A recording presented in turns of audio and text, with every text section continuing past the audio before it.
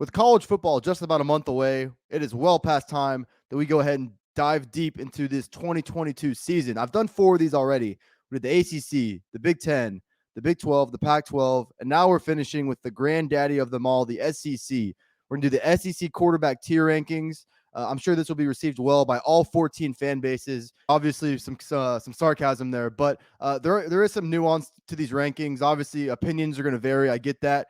Hear what I have to say. If you still have any disagreements, feel free to leave any of those in the comments below, or agreements. If you want to prop me up, appreciate that too. I'm basing these off past numbers, obviously, but I think a big part of it is how I see them fitting in their offensive system, because that's what football is. Before we get started, I just want to let y'all know that my main platform is actually on Twitter. As you see here, you can follow me there at Fordham Betting. I'm deep in the MLB season right now, up about 5 units on the year. Pretty modest, but I expect a good finish to the season. We've been rolling here for a good 2.5 months. Also, last year in college football, hit at a 55% clip and netted over 27 units. We finished the year on an 8-0 run. We had Georgia big in the national title game, and we had the first half under in that national title game as well. So feel really good about how we'll fare here in 2022. As we get closer to the season, I'll be doing season win total predictions. I'll be giving out conference futures. I'm going to have a ton of college football content for you, both preseason, and then obviously can't wait till we can start breaking down some games. Follow me on Twitter, and then subscribe here on YouTube. If you like this video as well, please feel free to leave a like. Without further ado, let's get right into these SEC quarterback tier rankings. All right, guys, we're going to start with Ole Miss. Obviously, third year of Lane Kiffin and what he's trying to build there at Ole Miss. Got 2 quarterback options here on this list. In my opinion, Jaxson Dart is the guy for this job. I'm going to put him in the above average category. Still a young player. Did get to play and did get his feet wet last year at USC. Numbers weren't great. 62% completion, just a tick over 7 yards per attempt, which is certainly not great. 9 touchdowns to 5 interceptions. I'll say this, though. I do think he's got a lot of arm talent. Do think over time this marriage with Lane Kiffin will be a good one. Last year's USC team, that's a tough team for a true freshman quarterback to come in and save. It's virtually impossible. I thought USC last year had much bigger issues than quarterback.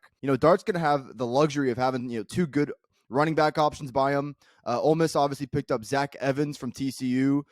His issues have never been on the field. As long as Zach Evans can stay focused and on the field for a full season, he could be one of the best running backs in the SEC this year, former 5-star recruit. They also picked up Ulysses Bentley from SMU, who's a good change of pace back, in my opinion. So it's not going to all fall on Dart. Lane Kiffin has certainly had that knack for developing quarterbacks. I do like this marriage. With that being said, it's way too early in Dart's career to rate him anything above, this above average category. Don't think the numbers from last year alone merit this ranking. But with that being said, I like this kid coming out of high school. And think this is probably a better fit for him overall. Think Ole Miss has got a much better team around them, where not as much is going to fall just on his shoulders. So I'll put Jaxson Dart in the above average category. Lane Kiffin does have one more option, Luke Altmeyer. Way too soon to tell how Altmeyer is going to fare, so you got to put him in the unknown category. I really don't take last year's performance in the Sugar Bowl into account whatsoever. I mean, totally different situation. Matt Corral was the face of that Ole Miss team last year. Those are tough shoes to fill. And I also think Baylor, what they had defensively last year, people don't give that enough credit. Baylor's defense was an SEC level defense. And, I know, lots of y'all watching this video who are SEC fans definitely look down on conferences like the Big 12. Baylor would have beat Ole Miss with or without Corral. They pounded their ass for 60 minutes. Do think Dart wins this job. I'll go ahead and put him in the above average category. All right, on to Vanderbilt. If you trust their head coach, Clark Lay, I don't know if y'all saw that last week at SEC Media Days, made the bold claim that he envisions Vanderbilt will be the best program in the country. Don't know about that one. It's certainly not going to come this year. 2 very poor quarterback options, in my opinion, starting with Ken Seals. Has completed over 61% of his passes throughout his first 2 years in the SEC, but 17 touchdowns to 18 interceptions. I mean, turning the ball over is going to make you a liability. And this far into your career, when you've thrown more INTs than touchdowns, bad sign. He's also been pretty ineffective down the field. Just 6.1 yards per attempt. Wouldn't feel too great about Ken Seals if you're a Vanderbilt fan. Mike Wright is probably the lesser talented passer. I'm going to put Mike Wright in the liability category as well. But with that being said, is much more of a threat with his legs. Had nearly 400 yards on the ground last year, and certainly gives this offense that dual threat dynamic. This is still year 2 under the Clark-Lay rebuild. They don't have game-changing wide receivers. Probably not going to be able to run the ball very well once again. They lost their left tackle to the transfer portal, and their offensive line was terrible last year. You're probably going to need a quarterback who's mobile. If it was me, I don't think Seals has earned anything by throwing more interceptions than touchdowns. I probably would roll with Wright just because of his dual threat capabilities. But with that being said, horrible passing numbers up to this point in his career. 53% completion. That's just disgusting. And he's also right around that 6 yards per attempt mark as well. At the end of the day, neither one of these guys are good options. It's probably going to be another long year if you're a Vanderbilt fan, which, no offense. If you're watching this, I appreciate it. But I don't really know how many of y'all are out there. It seems like the opposing teams are filling that stadium in SEC play. It's going to be another rough year for Vanderbilt. And don't think either one of these quarterbacks is going to be much of a threat in this conference. All right, KJ Jefferson from Arkansas. I'm going to put him in the very good category. Overall, I rank him as the 4th best quarterback entering this year in the SEC. I'm going to take my own medicine here. I was not too hopeful that KJ Jefferson was the right guy for that Kendall Briles system. I had my doubts going into last year. He completely shut me up. 67% completion, 9.5 yards per attempt. That's extremely, extremely impressive. 21 touchdowns to just 3 interceptions. He's an obvious threat as a runner. He looks like a bowling ball out there, but his passing ability last year and just the way he acclimated to that Kendall Briles system, I was beyond impressed. I actually got to see him play in person when Texas traveled there early in the season. Don't give me too much slack for that one. I know it didn't go well, all right? But no, just all throughout the year, the way he played against Alabama, the way he played against Texas A&M, I know Arkansas had some close calls last year, but overall, KJ Jefferson was an extremely, extremely good option. Just in general, I love this Arkansas team. It sucks that they have such a tough schedule, and they do play in the hardest division in college football, because this is a New Year's Six caliber team. They were last year, and I think they'll be again this year. They've got a good running game. 3 running backs come back for the Hogs this year that were over or at 5 yards per carry last year. So very reliable in the run game. Yeah, they're going to have to replace Treylon Burks. Don't know if you can replace a guy with that talent, but they've got plenty of options both at wide receiver and tight end. I expect KJ Jefferson to have another great year. Don't know if he has a Heisman level ceiling, and you certainly have to give Kendall Briles a lot of credit. Say what you want about the Briles family, but that offensive system works. It worked at Baylor, and it's certainly working now at Arkansas. I think KJ Jefferson's set for another really good season. I rank him 4th overall here in the SEC, and I certainly put him in that very good category. All right, Missouri here. 2 options. Haven't named a starter yet. We got Tyler Macon, who's certainly probably the more guy with higher upside. At the end of the day, can't put him as anything more than an unknown. It's kind of interesting. Eli Drinkwitz just kind of threw the kitchen sink when they played Georgia last year. We saw Macon in that game. Obviously can't come away with too many judgments with a young quarterback going up against one of the best defenses in the history of college football. I actually took the points with Missouri that day. I think they were plus 39. Cashed that ticket by the skin of my teeth. So I did get to watch that game. I do think Macon is the better option for Missouri just because of his dual threat ability. I will say, though, and granted, it's a very small sample size, but 8.4 yards per attempt for a young guy who just doesn't have that much experience. Was impressed by that. Do think before it's all said and done that Tyler Macon will be the clear option for Missouri this year. The other option they got is Brady Cook. Seems like he's been there for a long time. Can't put him as anything more than unknown either. 31 career pass attempts. Nowhere near enough of a sample size to have a great feel on him. With that being said, less than 6 yards per attempt throughout his career. Granted, small sample says I get it. But I do think that does kind of show you this guy's not going to light the world on fire. I do think Tyler Macon definitely has the higher upside. I think Missouri's an interesting team this year. They played very true to form last year. They beat the teams they were supposed to beat, and they were pretty uncompetitive when they stepped up in competition. They obviously lose Tyler Beatty, who was one of the best running backs in the SEC last year. So that's certainly not going to help their overall passing game. But, I'm interested to see how some of these younger wide receivers who were highly touted as recruits fare, and if they can gel with either one of these quarterbacks. This is going to be an interesting year for Missouri just in general. I do think Tyler Macon wins this job. at the end of the day, two pretty inexperienced guys. I'll rate them both as unknowns going into the season. All right, the national champion himself, Stetson Bennett from Georgia. I think we all know that Stetson Bennett is not going to win the Heisman. He's not a Heisman level player. With that being said, I'm putting him as the third best quarterback in the SEC. And granted, I'm going to say this again. I said this at the beginning. There is nuance to this. And I think a big part of it is how do these guys fit into their system? Stetson Bennett was excellent last year for Georgia. No way around it. Over 10 yards per attempt. By nature of being able to establish a ground game, opposing defenses have to respect that. Georgia and Stetson Bennett were able to strike deep time after time after time. I mean, 10.1 yards per attempt. That is an elite mark. Stetson Bennett did his job extremely well last year. 24 touchdowns through the air to just 7 interceptions. 7 interceptions is, I guess, a little bit high. I mean, it's not horrible, but, a guy like KJ Jefferson threw just 3 picks last year. So would like to see that come down a little bit. I've said this time and time again. I think Georgia would have won last year with either Stetson Bennett or JT Daniels.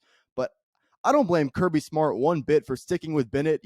Once Daniels went down early in the season, that offense was just rolling so well. Why change something that's not broken? So I actually commend Kirby Smart for sticking with Stetson Bennett. And, I think the one thing Bennett does add, and it's not a huge part of his game, it's not going to be a huge part of this offense, but sneakily, Stetson Bennett is a pretty good runner.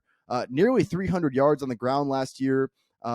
He's more of a threat with his legs than, guys like Jake Fromm and probably a guy like JT Daniels. I think that's a pretty underrated part of his game. Georgia does lose some at running back, but, still should be pretty good there. Should be great up front once again. He doesn't have the best wide receivers to work with, but with that being said, 2 elite tight ends. Saw Brock Bowers come on big time last year as a freshman. Don't forget, too, Kirby Smart's also got Ari Gilbert. He was one of the most hyped tight end prospects ever. Obviously went to LSU a few years ago. Didn't work out there. Dealt with some off-the-field struggles last year and didn't play. He's going to be back as an option for Kirby Smart this year, too. Stetson Bennett, by nature of winning a national championship, certainly he's got his feet wet at this point. I can't emphasize enough. If you're over 10 yards per attempt, that is elite quarterback play. For what he's asked to do, I think he's a great fit for Kirby Smart once again, and he should give Georgia every single chance to be contenders once again. All right, on to LSU. Extremely interesting. This segment could take a while because we got 3 guys to talk about. We're going to start with the eldest guy, Myles Brennan, his 6th year in college. If you don't know Myles Brennan's story, he actually played the most early in his career. I mean, he was playing in 2017. Obviously, when Ed Orgeron brought in Joe Burrow, Brennan took the back seat. Once Burrow left in 2020, Brennan took over and actually played pretty well. But injuries have plagued him the last 2 years. He's back in the mix this year. From what I've been able to garner, and granted, we haven't even seen fall camp yet, so it's hard to say, but I think a lot of people want Myles Brennan as a starting quarterback. I just don't know how high the ceiling is. I want to root for the guy. He's got a great story. I remember watching this guy and his documentary throughout Elite 11 camp. Very easy guy to root for, but don't know if he's anything more than an average quarterback. Throughout his career, just below 60%. Don't love that. Close to 8.5 yards per attempt. That's definitely something Brian Kelly can work with. 13 touchdowns to 6 interceptions. Not bad once again. But granted, I just don't know how high the ceiling is for Myles Brennan. On the other hand, though, you got a guy like Jayden Daniels transferring in from Arizona State. I was extremely high on Jayden Daniels and Arizona State last year. Got off to a hot start, but eventually really faded off. I think Jayden Daniels is probably the better option when things are said and done. I do think Myles Brennan gives LSU a high floor. He possibly has the higher floor over Jayden Daniels, but Daniels has played a ton of football. I mean, he started parts of 3 seasons at Arizona State, 63.5% completion, so he's been more efficient than Brennan has up to this point. He and Brennan are both at 8.4 yards per attempt, but Daniels, 32 touchdowns to 12 interceptions throughout his career. He's shown that big playability, and I'll say this too, he's not a big guy, as you can tell, but he's got the ability as a runner. That might be something that LSU needs this year. I don't love LSU's offensive line once again. They obviously got Butte at wide receiver, who could be one of the best in the country, but don't have a lot of good depth there, and they don't have a great depth at tight end either. The quarterback run game could be needed this year. I know that's not exactly Brian Kelly's MO. I mean, the quarterback run game was never really a big part of what Notre Dame did. I'm higher on Jayden Daniels than most. If it was me, I'd start Jayden Daniels. I think he gives you the higher upside, and I think he's played enough football too. I mean, I know Myles Brennan has been there for a long time. Uh, don't overlook a guy like Jayden Daniels. We saw last year a guy like Hendon Hooker, who we'll get to in a second, at Tennessee, who was the backup to start the season behind a guy like Joe Milton. Now, the other guy who factors into this competition, who's the young gun, Garrett Nussmeier, saw him last year as a true freshman, played sparingly, didn't have good numbers whatsoever. But at the end of the day, I mean, that was an LSU team that had much bigger problems than just quarterback.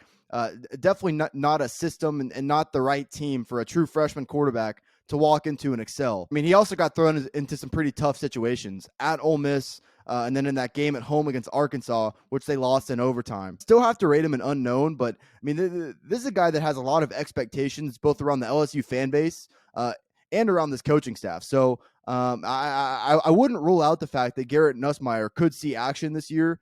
That being said, if you're Brian Kelly, don't think you bring in a guy like Jayden Daniels just to go with a second-year guy. Garrett Nussmeier will probably take over after both these guys are gone.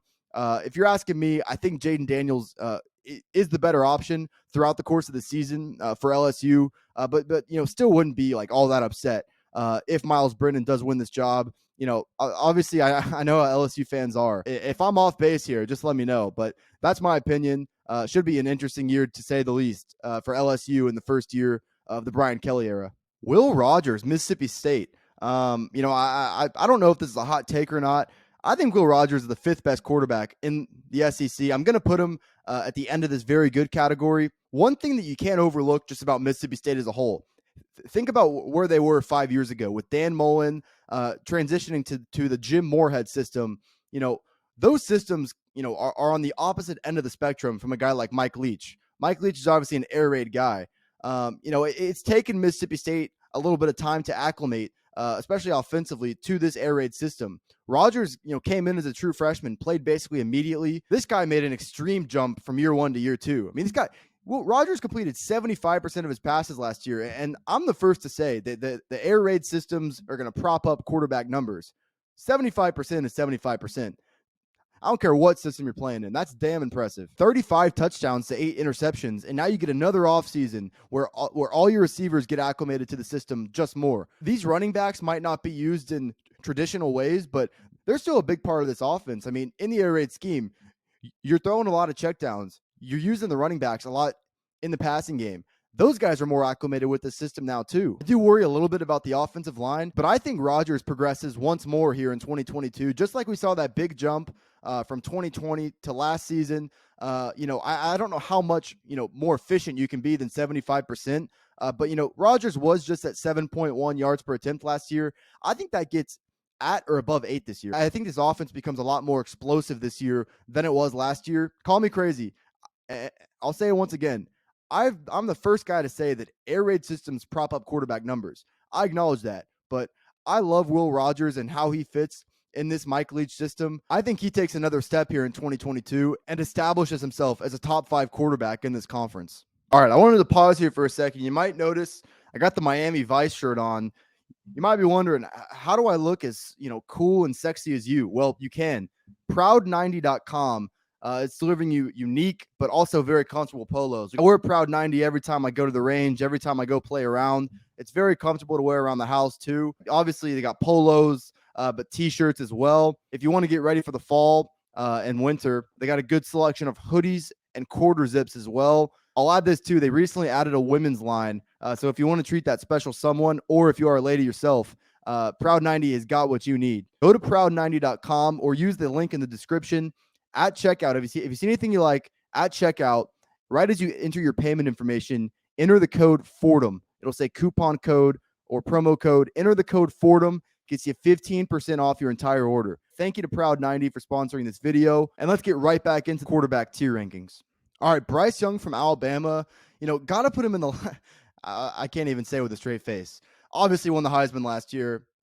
Should be in the running once again this year. He really did have a brilliant year last year, just under 70%. So he's very efficient through the air, over 9 yards per attempt. He's got a beautiful deep ball. He's got great touch down the field. 43 touchdowns to 4 interceptions, almost an 11 touchdown to interception ratio. I think that's extremely, valiant as well. Throwing 4 interceptions in your first year as a full-time starter, tip of the cap to Bryce Young. Obviously, he loses John Mechie and Jamison Williams to the draft. Just think about Alabama. Obviously, they had that 1 year, where they had 4 guys, where they had 4 receivers who were all first-round talents. You can say virtually about every position. Well, they lose so much. But the way Nick Saban recruits, he's got plenty of wide receivers on deck that should be able to step in. I'm not saying they have a Jamison Williams on this team.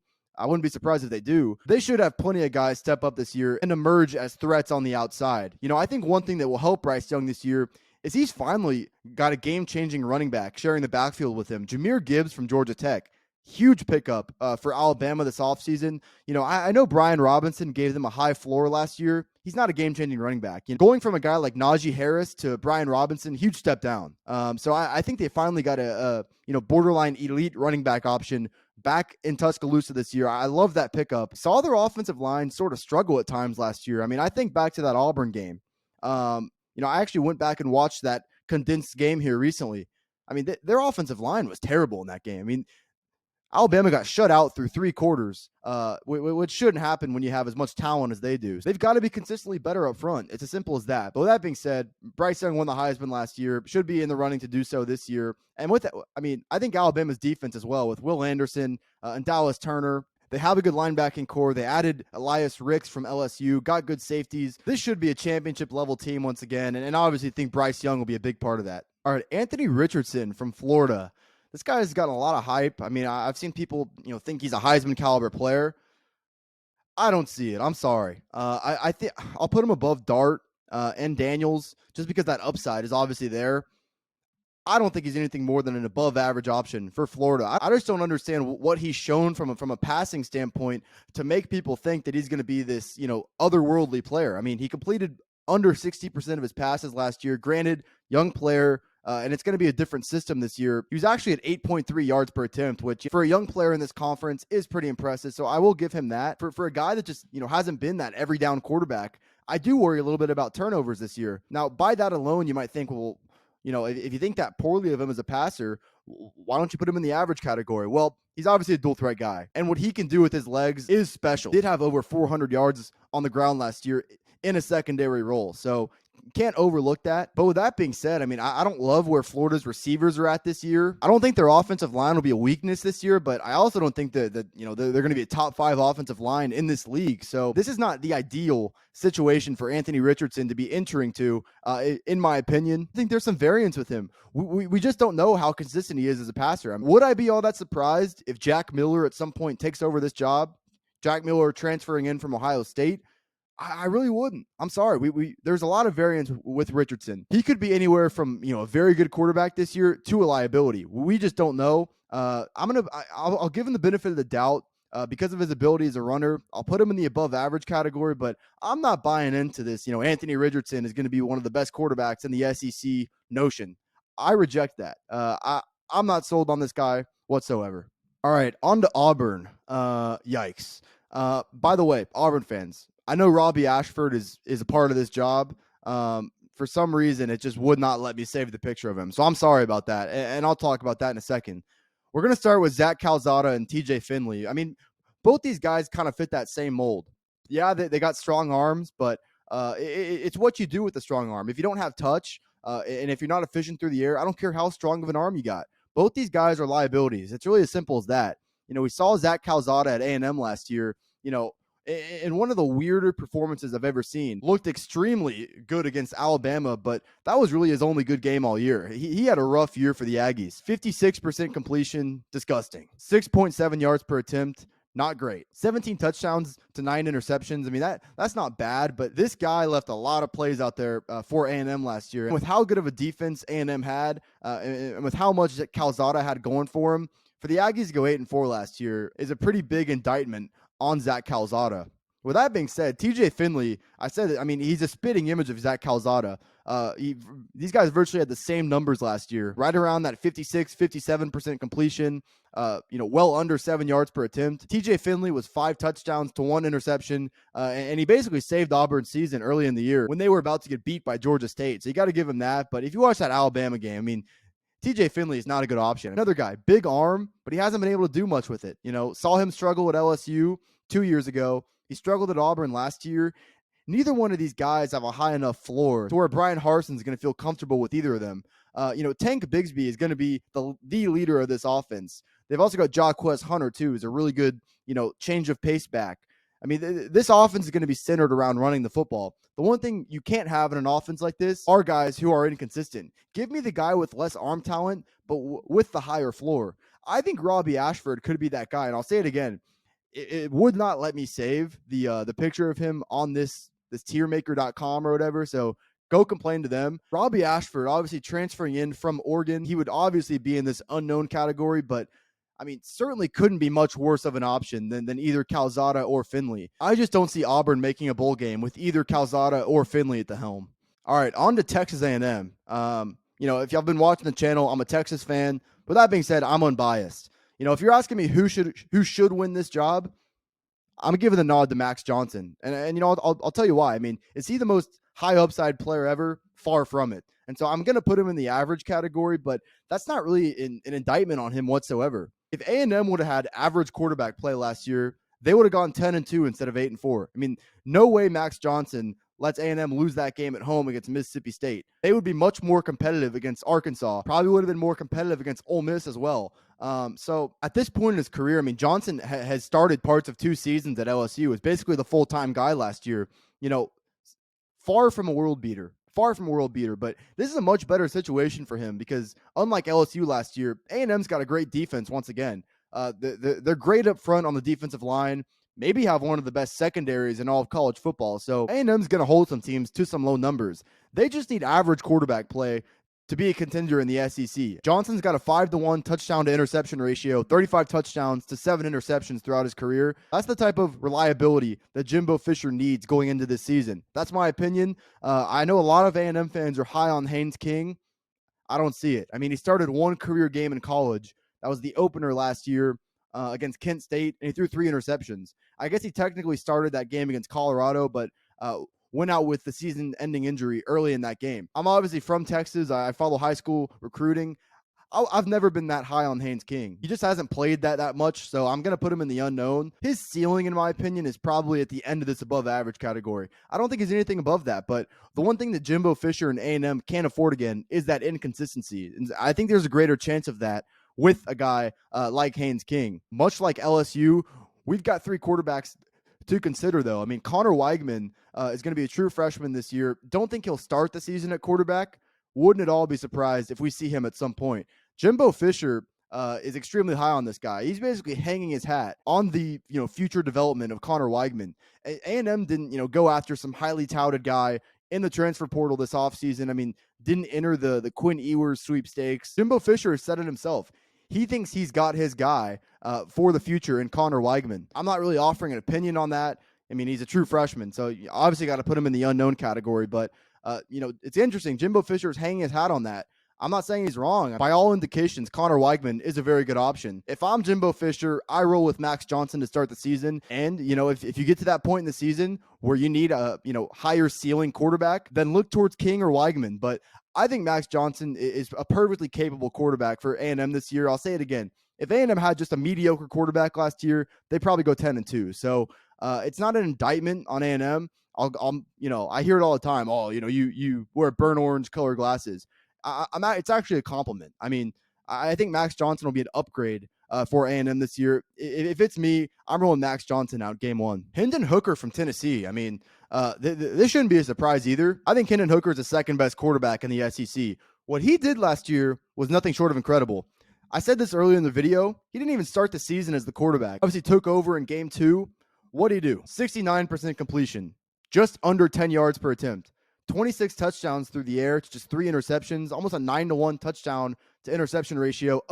And that's not it. 561 yards and 5 touchdowns on the ground. He didn't even start the season as the quarterback. I mean, what is Josh Heupel thinking? You put Joe Milton over Hendon Hooker? Safe to say he proved his head coach wrong. And now he's got a full offseason knowing he's the starter. I mean, the sky is the limit for Hendon Hooker in theory this year. He's going to have good running back options once again. So it's not all going to fall on him. That should open up the vertical passing game once again. Josh Heupel does have to develop some of his younger receivers. I'm hopeful that he does. I think very highly of Josh Heupel and his staff. I think really, talking more of a macro team level, if Tennessee wants to compete for the SEC this year, it's going to fall on their offensive line.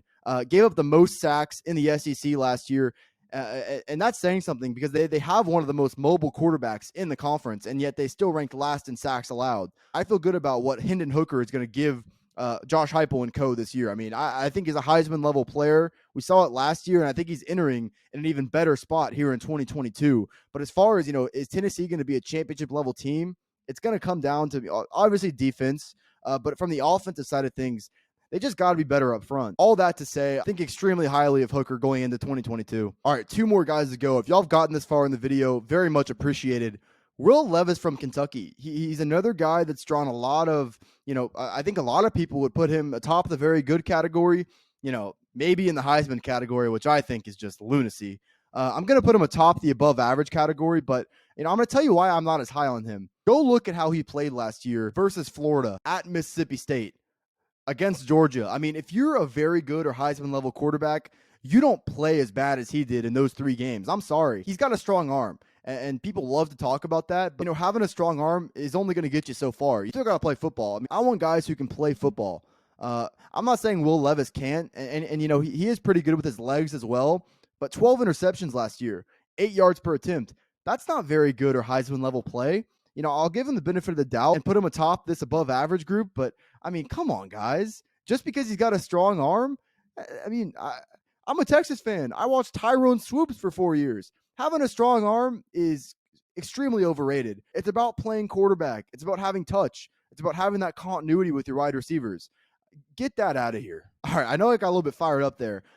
I'm not saying I'm down on Kentucky whatsoever. They got a really good running back in Chris Rodriguez Jr. Almost 1,400 yards on the ground last year, over 6 yards per carry. I do worry a little bit, though, about Levis losing his top target from a year ago, Wan'Dale Robinson. I mean, that was a great pickup by Mark Stoops and company. Levis is going to have to spread the wealth a little bit more this year, but he's probably not going to have that, clear number 1 target if you're asking me. I'll give him the benefit of the doubt. I know I got fired up there. But get that mess out of here about Will Levis and how he's the second coming of Jesus Christ himself. He ain't. All right, saved a very interesting one for last. Thank y'all again for watching. I appreciate it. Spencer Rattler at South Carolina. This pains me to say as a Texas fan because I've hated this guy for 2 years. I actually think Rattler is being slightly overlooked this year heading into 2022. This is I can't wait to see the YouTube comments. People are going to be pissed at me. I think Spencer Rattler is in this very good category. Walked into maybe one of the toughest situations that you had to walk into at Oklahoma. Had to follow Baker Mayfield, Kyler Murray, Jalen Hurts. Essentially, Spencer Rattler had to win the Heisman just to meet expectations at Oklahoma. Yes, I know that he was benched in favor of Caleb Williams last year. Was that the right move? Yeah, Caleb Williams, has more upside. He's great with his legs. He has that explosive ability, but Caleb Williams played like what against Iowa State, against Baylor. I'm not so sure Lincoln Riley made the right move. Spencer Rattler was above 70% throughout his first 2 years at Oklahoma. Extremely efficient. Just under 9 yards per attempt, 37 touchdowns to 12 interceptions. The one thing that if you're a Spencer Rattler hater, and I'm not some Spencer Rattler disciple. I'm a Texas fan. I don't like Spencer Rattler as a person. He has had the ability to be a little bit loose with the football. I know when he's played us the past 2 years, has struggled with turnovers. But with that being said, he is going to be maybe one of the biggest upgrades at any position for a team this year. What South Carolina had at quarterback last year was a joke. Zeb Nolan was a graduate assistant that was eventually inserted as the starting quarterback. Jason Brown was a little bit better, but not great by any means. Spencer Rattler actually gives them a legit quarterback option now. He brings over Austin Stogner from Oklahoma with him, who could be one of the best tight ends in college football this year from a receiving standpoint. I worry a little bit again about the South Carolina run game, as well as their offensive line. It wasn't a great offensive line a year ago, but I really do like what Shane Beamer is building there in Columbia. You can debate whether he's atop the above average or at the end of this very good. I'm going to put him at the end of this very good because, listen, once again, people had Heisman level aspirations for Rattler last year. He didn't meet them. He still played pretty freaking well. So I'm not saying he's a Heisman quarterback. He's the 6th best quarterback in this conference. I don't think this is that hot of a take. I don't anticipate that this is going to get received very well. I really never thought I'd say this, but I actually think Spencer Rattler is being somewhat overlooked here entering the 2022 season. All right, guys, that's going to do it for today's video. Can't wait to be praised by all 14 fan bases. I mean, if you're a Florida fan, if you're a fan of some of these teams, you're probably not going to be happy with what I have to say. It's my opinion. Like I said, I hit it at 55% clip and netted over 27 units in college football last year. I feel good about my opinions and my convictions. So, like I said, if you disagree, I don't mind talking with y'all in the comments. Feel free to leave any of those disagreements or agreements below. If you like this video, feel free to leave a like. That helps me and what I'm trying to build here. Please subscribe as well. I'd really appreciate that. This is obviously the last part of our quarterback tier ranking series. This will be released Monday morning. I'm actually going to be on vacation all of this week. I'm recording on Sunday, so I'll be gone all week. I'm still going to be giving out my MLB picks this week. So follow me on Twitter at Fordham Betting for all of those. But I'm not going to have any more college football videos this week. With that being said, when I get back Friday, Saturday, that's when we're really going to start diving deep into season win totals, futures, and all things college football sports betting. So next week, expect quite a few videos as we really start to kick it into gear. So hope y'all stick around for what I have to offer. Thank you again for watching. Like, subscribe, comment. I appreciate it all. I'll see y'all here soon. Thank you.